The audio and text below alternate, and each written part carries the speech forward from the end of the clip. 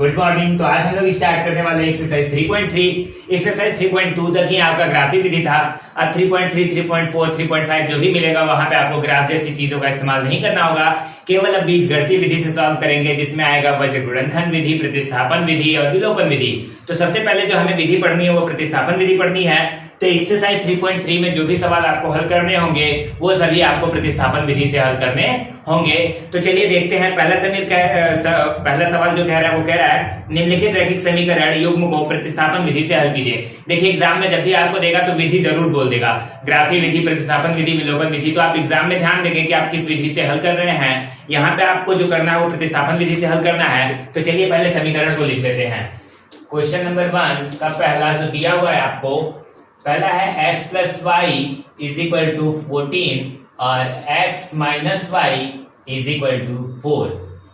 ये देखिए आपको दो समीकरण दिए हुए हैं, इन्हीं दोनों समीकरण को आपको हल करना है। और याद रखिए आपको ग्राफीय विधि का इस्तेमाल नहीं करना है। प्रतिस्थापन विधि इंट्रोडक्शन में बता दिया गया था कि कैसे किया जाता है। आप इंट्रोडक्शन वाली वीडियो जाकर के देख सकते हैं कि प्रतिस्थापन नहीं तो यहाँ पे आपको खुद ही सिखाया जाएगा कि प्रतिस्थापन विधि को हल कैसे करते हैं। तो देखिए सबसे पहले इसे पहला समीकरण और इसे दूसरा समीकरण मान लीजिए। प्रतिस्थापन विधि में जो पहला स्टेप होता है वो समीकरण 2 का काम होता है। आप देखिए याद रखिए 2 3 1 2 3 1 यही तीन चीज फॉलो करके आप क्या करेंगे, समीकरण को हल करेंगे। देखिए इन्हीं तीन विधियों से हम हल करके दिखाते हैं आपको। पहले समीकरण 2 से तो देखिए आपकी जो दो समीकरण है वो x minus y is equal to 4 है। यहाँ पे चाहे सिर्फ y को रखिए या चाहे केवल x को रखिए, चाहे y को बचाइए चाहे x को बचाइए और बाकी सबको उस साइड भेज दीजिए। तो देखिए हम x को बचा लेते हैं, y को भेज देते हैं, तो इधर हो जाएगा 4 प्लस वाई। ये हम नाम दे देंगे समीकरण 3 का। तो हमारी समीकरण 3 हो गई। अब देखिए दो समीकरण का इस्तेमाल खत्म हो गया। अब क्या बात आती है, 2 3 1 हम बोले थे। अब देखिए क्या करेंगे, आप लिखेंगे समीकरण 3 का मान, समीकरण 3 का मान समीकरण 1 में रखने पर। अब देखिए 1 में रख देते हैं। तो जब 1 में रख देंगे तो हमारे पास क्या आएगा, देखिए 1 जो है वो हमारा है x plus y is equal to 14। ठीक, तो यहाँ पे x का मान हमारे पास क्या है, x की जगह पे दिया हुआ है 4 प्लस वाई। देखिए समीकरण 3 में दिया है x का मान 4 प्लस वाई, तो x की जगह पे 4 प्लस वाई लिख दिए। प्लस का y पहले से है इज इक्वल टू 14, यानी यहाँ पे जोड़ेंगे तो 4 plus 2y is equal to 14, 2y is equal to 14 minus 4, 2y is equal to 10, 2 से काट देंगे, y is equal to 5। y का मान हमारे पास कितना आ गया, 5 आ गया। अब इस y के मान को हम क्या करेंगे, समीकरण 3 में रख देंगे। देखिए अब यहां पे से अब y के मान को क्या करेंगे हम लोग, समीकरण 3 में रख देंगे। ठीक है, तो y का मान समीकरण 3 में रखने पर, समीकरण 3 में रखने पर अब y का मान देखिए आपका 5 है, इसे समीकरण 3 में रख दीजिए। समीकरण 3 आपका है x is equal to 4 plus y और x is equal to 4 plus y का मान 5, यानी x इज इक्वल टू 9। तो जो आपको आंसर चाहिए था, x और y का मान चाहिए था, वो ये है। अतः लिखना चाहो तो एक लाइन लिख भी सकते हो, अतः x बराबर 9 व y बराबर 5 है। ये लाइन आपकी हो गई। चलिए स्टूडेंट इसे फटाक से नोट कर लीजिए। ओके स्टूडेंट्स, तो अब बात करते हैं क्वेश्चन नंबर 2 की। तो देखिए जो दूसरा क्वेश्चन दिया हुआ है थोड़ा सा डरावना टाइप का दिया है, लेकिन उससे कोई प्रॉब्लम नहीं है। s minus t is equal to 3 दे दिया है और दूसरा समीकरण दिया हुआ है s by 3 plus t by 2 is equal to 6। तो देखिए यहाँ पे ये दो समीकरण दिए हुए हैं। इस समीकरण को मान लेते हैं पहला और इसे मान लेते हैं दूसरा। आपको स्टेप पता चल चुका है। सबसे पहले आप करेंगे समीकरण 2 से। ठीक है, तो समीकरण 2 से चाहे s चाहे t का केवल एक को रखिएगा। तो देखिए यहाँ पे s by 3 plus t by 2 is equal to 6 था। यहाँ पे इसको पूरा भेज देते हैं। s बाई 3 यहाँ पे बचेगा is equal to 6 minus t by 2। अब यहाँ पे करते हैं, देखिए सॉल्व करेंगे तो यहाँ पे आ जाएगा s by 3 is equal to, इसे सॉल्व करेंगे तो 6 दूनी के 12 माइनस का t बटे का 2 और ये 3 क्या है, डिवाइड में है, उधर जाएगा तो मल्टीप्लाई हो जाएगा, यानी s इज इक्वल टू हो जाएगा 12 त्याई 12 5 24 12 त्याई 36 माइनस 3t बटे 2। तो ये s का मान आ गया, इसका नाम दे देंगे समीकरण 3। अब इस समीकरण 3 के मान को क्या करेंगे हम लोग समीकरण 1 में रख देंगे। तो समीकरण 3 को देखिए, समीकरण 3 को समीकरण 1 में रखने पर, देखिए 1 में रख देते हैं तो हमारे पास जो आंसर आने वाला है वो क्या आ जाएगा, 3 में 1 में रखते हैं तो s का मान हम रख देंगे 36 माइनस 3t बटे का 2 minus t is equal to 3। ठीक है, तो अब देखिए इसे सॉल्व कर लेंगे तो सॉल्व करने पे एक स्टेप में आ जाएगा हमारा answer 36 minus 3t minus 2t बटे का 2 इज इक्वल टू 3। अब इस 3 को क्रॉस मल्टीप्लाई पे कर देंगे, क्रॉस मल्टीप्लाई पे सॉल्व करेंगे तो ये हो जाएगा हमारा 36t जो है वो ट्रांसफर हो जाएगा। देखिए इस तरीके से ये 36 तो 36 ही रहने वाला है, 36 माइनस 3 और 2 कितना हो जाएगा 5 हो जाएगा, 5t बटे 2 इज इक्वल टू 3। अब ये 2 और 3 उधर चला जाएगा तो इसे चेंज कर देते हैं, यहाँ पे 6 लिख देते हैं, 2 तिहाई 6 क्रॉस मल्टीप्लाई भी कर दिए हम एक साथ, 2 तिहाई 6 हो गया। अब ये minus 5t is equal to 6 minus 36 minus 5t is equal to minus का 30 माइनस माइनस 5 से 6 बार में यानी t इज इक्वल टू 6। तो ये t का मान आ गया 6। अब इस t के मान को हम क्या करेंगे, जानते हैं आप t का मान किस में रख देंगे, समीकरण 3 में रखने पर t का मान समीकरण 3 में रखने पर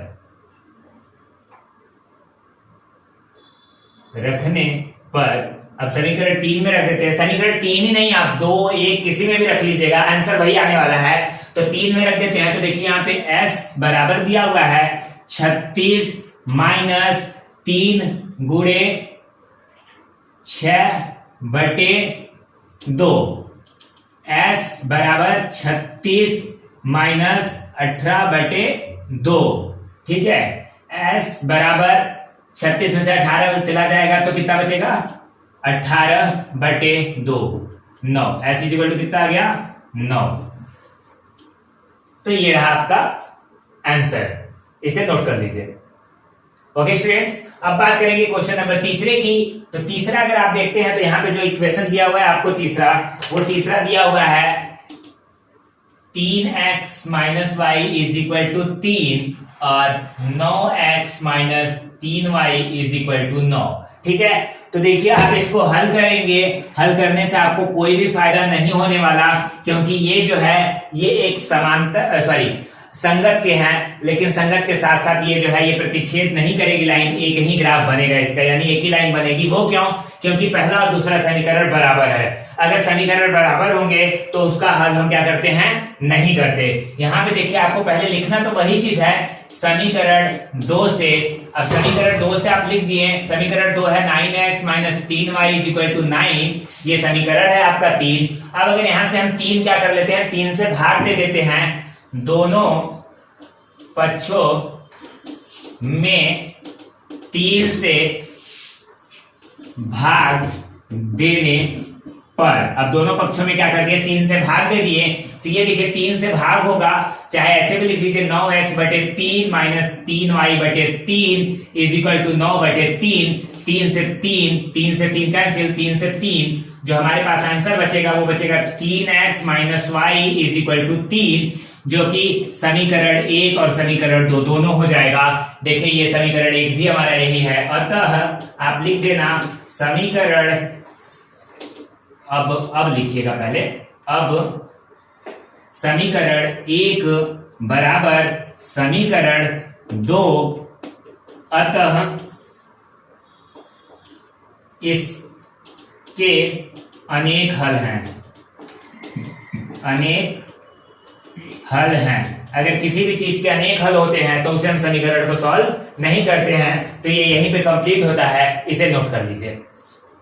ओके स्टूडेंट्स, तो अभी स्टार्ट करते हैं क्वेश्चन नंबर 4। अगर क्वेश्चन नंबर 4 को आप देखते हैं तो यहाँ पे आपको डेसिमल में दिया हुआ है, और डेसिमल सॉल्व करना बिल्कुल प्रॉब्लम नहीं है, बस आप थोड़ा सा ध्यान रखेंगे आसानी से कर सकते हैं। बस ये है कि आपकी कैलकुलेशन थोड़ी सी स्ट्रांग होनी चाहिए, और डेसिमल जो आपको पढ़ाया गया है उसके स्टेप यानी कॉन्सेप्ट जो है वो बहुत ही आसानी से क्लियर होने चाहिए, क्योंकि यहाँ पे छोटी मोटी गलती करके आप क्या कहते हैं पूरे सोल्यूशन को गलत कर देंगे।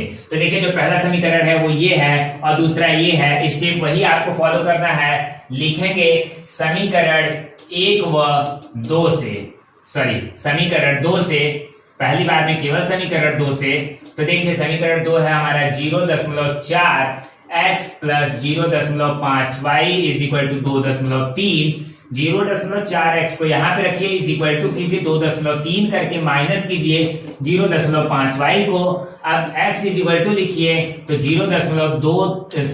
2.3 माइनस 0.5 y बटे 0.4, ये 0.4 यहाँ पे आ गया, ये x का मान आ गया, इसे समीकरण 3 का नाम दे दीजिए। ठीक है, अब समीकरण 3 को क्या करना है आपको पता है, समीकरण 3 का मान समीकरण 1 में रखने पर, अब देखिए समीकरण 3 का मान क्या करते हैं, समीकरण 1 में रख देते हैं। समीकरण 1 आपका यहाँ पे है, तो सबसे पहले आप लिखोगे 0.2 मल्टीप्लाई, अब x का मान यहाँ पे आपको दिया है 2.3 माइनस 0.5 y बटे 0.4। ठीक है, और प्लस में क्या दिया हुआ है, प्लस 0.3 y और इज इक्वल टू 1.3। यहाँ पे देखिए आपके दिमाग में आ रहा होगा सर 0.2 से इसे काट दे, ऐसी गलती बिल्कुल भी मत करना, इसे काटने की गलती मत करना। यहाँ पे देखो आपको स्टेप बाय स्टेप सॉल्व करो, इसका इससे गुणा करना तो आ जाएगा 0.46। 2 से 23 का गुणा करेंगे, 3 दूना के 6, 2 दूना के 4 और 1 के बाद डेसिमल यानी 2 डिजिट के बाद डेसिमल लगेगा। ठीक है, माइनस कीजिए, यहाँ पे देखिए 5 और यहाँ पे 10 है, पहले 5 दूनी के 10 को लिख दीजिए। अब डेसिमल देखिए, एक यहाँ पे एक यहाँ पे, यानी 2 के बाद डेसिमल लगा दीजिए, 0 लगा दीजिए y। अब इसके नीचे 0.4 कर दीजिए। ठीक है, प्लस यहाँ पे इसको भी इसी के अंदर रख ले लीजिए। अब इसमें क्या करेंगे, 4 से गुणा कर देंगे, 0.4 से क्या करेंगे, इसमें गुणा कर देंगे, तो ये बन जाएगा 4 तिहाई के 12। तो इस पे क्या कर दीजिए, बस 12, लेकिन एक यहाँ का डेसिमल एक यहाँ का डेसिमल, 2 डेसिमल हो जाएगा, तो यहाँ पे आप लिख दीजिएगा 0.12 y। ठीक है, तो ये आपके स्टेप बन गए। अब यहाँ पे आप देखिए तो लिखना है आपको इज इक्वल टू 1.3। ठीक है, अब ये 0.4 को यहाँ से हटाना नहीं है, उधर साइड गुणा कर देंगे। तो अब देखिए आगे यहाँ पे स्टेप करते हैं, ये 0.46। ठीक है, 4 माइनस करेंगे तो ये प्लस और माइनस बन करके प्लस बन जाएगा, प्लस हो गया 12 और ये 10, तो कितना बचेगा 0.02 बचने वाला है। y इज इक्वल टू आपका जो बचेगा ये इससे गुणा कर लेगा, 13 13 26 43 52 यानी 0.52। अब देखिए जो आप करने वाले हो यहाँ पे 0.02 y is equal to 0.52 minus 0.46 यानी 0.02 y इज इक्वल टू 0.06। 52 में से 46 जाएगा, कितना बचेगा 6। डेसिमल 2 डिजिट का था, इसीलिए हमें 2 डिजिट करना पड़ेगा, तो आप इसे 2 डिजिट कर देंगे। अब ये 0.2 के पहाड़ा में 6 कितनी बार में, 3 बार में। यहाँ पे देखिए डेसिमल के बाद 2 जीरो थे, यहाँ पे भी 2 जीरो, ये सारे सेम थे, इसलिए 3 बार में कटेगा। y is equal to 3। अब देखिए y का मान आ गया, y का मान उठा करके किसी भी समीकरण में रख दीजिए। चलिए y का मान समीकरण 3 में रखने पर अब 3 में रख देते हैं y का मान। तो देखिए x is equal to 2.3 minus 0.5 और y इंटू 3 लिखना है, यानी यहाँ पे बटे का करेंगे 0.4। x इज इक्वल टू करेंगे 2.3 माइनस 5 तिहाई के 15, एक ही डेसिमल है यानी 1.5 बटे 0.4। x इज इक्वल टू आ जाएगा कितना 0.8। 23 में से 15 जाएगा, 8 बचेगा, एक डेसिमल था, एक डेसिमल 0.4 काट दीजिए, 2 आ गया। x इज इक्वल टू 2 यानी x का मान 2 और y का मान 3 है। चलिए स्टूडेंट इसे फटाक से नोट कर लीजिए।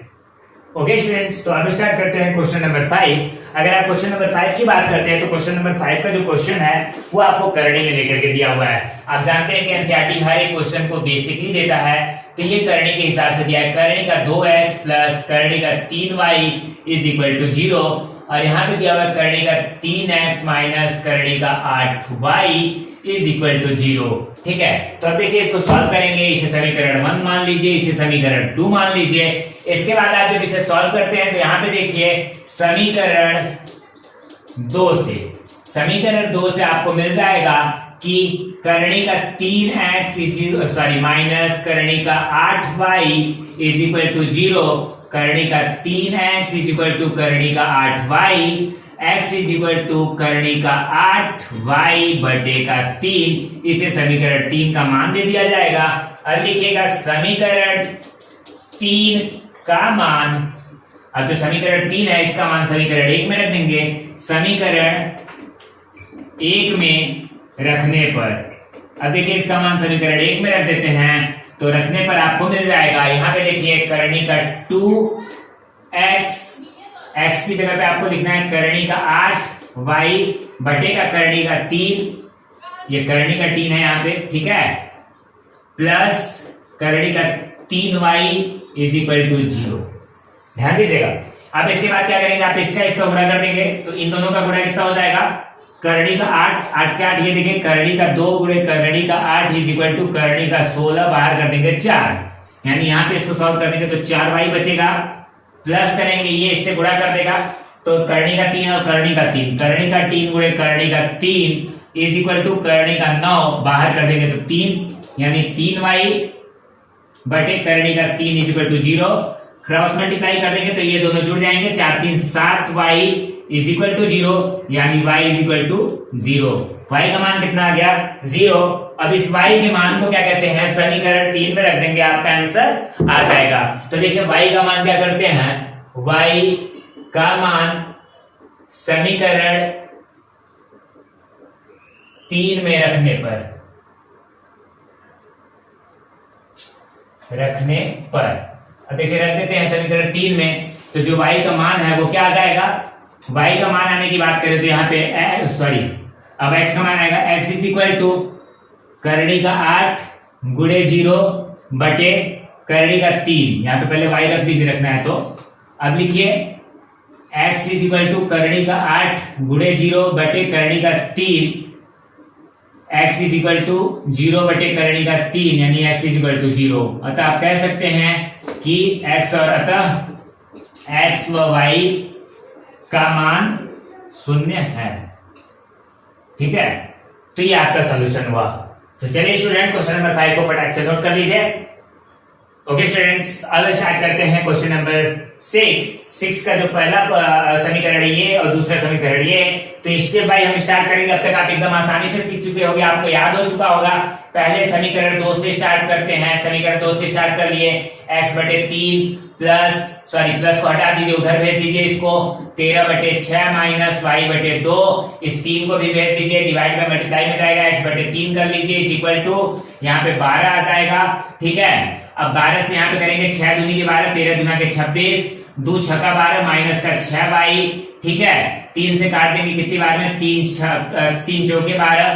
ठीक है, यानी x इज इक्वल टू आ जाएगा 26 माइनस 6y बटे 4। अब अभी 2 से काट सकते हैं हम सबको, तो देखिए 2 से काट दीजिए, 2 से 2 कट जाएगा, 2 से 13 बन जाएगा, और ये जो है ये कितना बन जाएगा, 3 बन जाएगा। यानी x इज इक्वल टू आपके पास कितना आ रहा है, 13 माइनस 3y बटे का 2। अब देखिए x का मान समीकरण 3 ये तो समीकरण 3 है ना हमारा। ठीक है, तो समीकरण 3 का मान क्या कीजिए, समीकरण 3 का मान समीकरण 1 में रखने पर, अब 1 में रख देते हैं, तब देखिए आपके पास क्या आएगा, एक जो समीकरण है वो 3 बटे 2, तो 3 बटे 2 कर देते हैं, गुणे x लगाना है। x का मान क्या है, तो देखिए पहले ऐसे लिख लेते हैं, 3 गुणे x का मान क्या दिया हुआ है, 13 माइनस 3y, बटे की बात करते हैं तो 2 इसका भी दिया है, उसके भी बटे कितना दिया है, 2 दिया है। ठीक है, अब माइनस की बात करेंगे, माइनस 5y बटे का 3 इज इक्वल टू माइनस का 2, ठीक है। अब इसके आगे का यहाँ पे सॉल्व कर लेते हैं। यहाँ पे सॉल्व करेंगे तो देखिए आप लिखेंगे 3 का 13 से गुणा करेगा, 13 13 26 39, यानी यहाँ पे 39 पहला लिखेंगे। अब 39 के बाद जो आपको लिखना है वो आप यहाँ पे देखेंगे, नोट करेंगे। 3 का 3 से तो माइनस का 9 y आ जाएगा, बटे का आने वाला है 2 दूना के 4, अब ये 4 हो जाएगा। अब माइनस करते हैं तो माइनस 5y बटे का 3 इज इक्वल टू माइनस का 2। एलसीएम ले लेंगे, आज आने वाला है 12। अब एलसीएम की बात करते हैं तो आ गया 12। अब 12 के बाद सॉल्व करते हैं तो यहाँ पे देखिए एलसीएम ले लिए, एलसीएम आया 12, 4 तिहाई का बाद एलसीएम 12 होगा, 4 में 3 बार, तो 3 का 39 से करेंगे तो आ जाएगा 9 त्रिक 27 की 7 और 3 त्रिका 9 10 11, ठीक है 11 आ गया माइनस। अब 9 का 3 से गुणा करेंगे तो 9 त्रिके 27 y, अब 3 चौके 5 चौके 20 यानी माइनस का 20 y is equal to minus का 2, ठीक है। सॉल्व कर देंगे 1 1 7 माइनस 20 और 27 47 y इज इक्वल टू 12 गुना के 24। अब माइनस का 47 y is equal to minus का 24, ठीक है माइनस का 24 और ये 117 आ जाएगा 117, यानी माइनस का 47 y इज इक्वल टू यहाँ पे माइनस 7 4 11 की 1 2 1 3 1 4 और 1 माइनस, अब 47 से काट देंगे तो टोटल कटेगा y से 47 3 बार में y इज इक्वल टू 3। अब y का मान देखिए इसमें रख दीजिए, आराम से अपना आंसर ले लीजिए। y का मान इसमें रखिए, y का मान समीकरण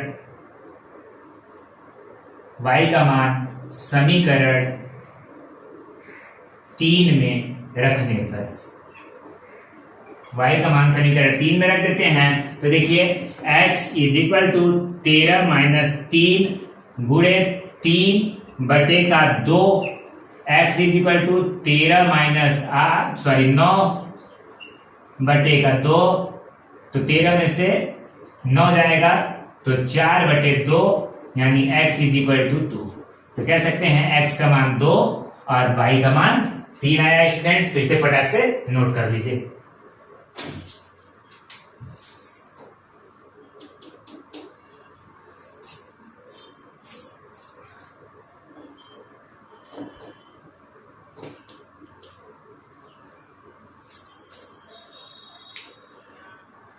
ओके स्टूडेंट्स, तो अभी स्टार्ट करते हैं क्वेश्चन नंबर 2। अगर आप क्वेश्चन नंबर 2 को देख रहे हैं तो क्वेश्चन नंबर 2 कह रहा है कि 2x plus 3y is equal to 11। जो पहला इक्वेशन दिया हुआ है वो दिया है 2x plus 3y is equal to 11 और दूसरा इक्वेशन दिया हुआ है 2x minus 4y is equal to minus का 24। अब इनकी मदद से आपको क्या करना है, y is equal to m x plus 3 में से m का मान निकालना है, ठीक है। ये आपको हिंट में दिया हुआ है, इसकी मदद से आपको इसमें से m का मान क्या करना है, फाइंड करना है आपको, ठीक है।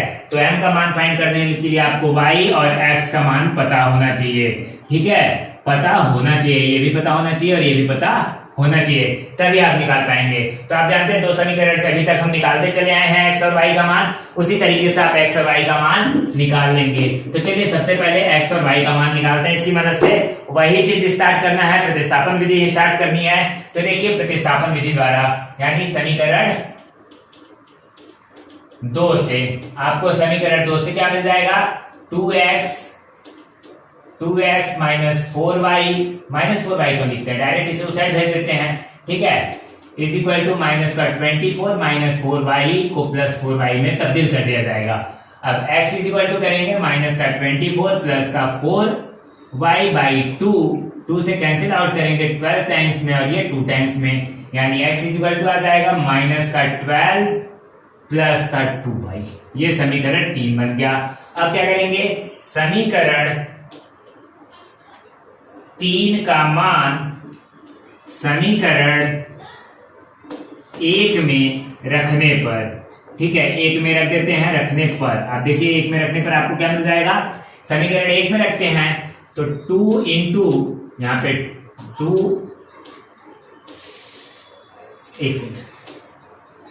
2 इंटू एक्स का मान कितना दिया हुआ है, माइनस का 12 plus 2y plus 3y is equal to 11। ये आपका बन गया। अब इसकी मदद से आप सॉल्व करते जाएंगे। माइनस का 24 आ जाएगा, प्लस का 4y आ जाएगा, प्लस का 3y आ जाएगा, इज इक्वल टू 11। अब माइनस के 24 को इधर भेज देंगे, दोनों को जोड़ देंगे, 4 3 7y हो जाएगा, इज इक्वल टू 11 प्लस का 24, यानी 7y इज इक्वल टू 35, यानी y is equal to 5। y का मान कितना आ गया? 5 आ गया। ओके स्टूडेंट्स, तब y के मान की मदद से हम क्या निकालेंगे? x का मान निकालेंगे। तो देखिए x का मान यानी y का मान समीकरण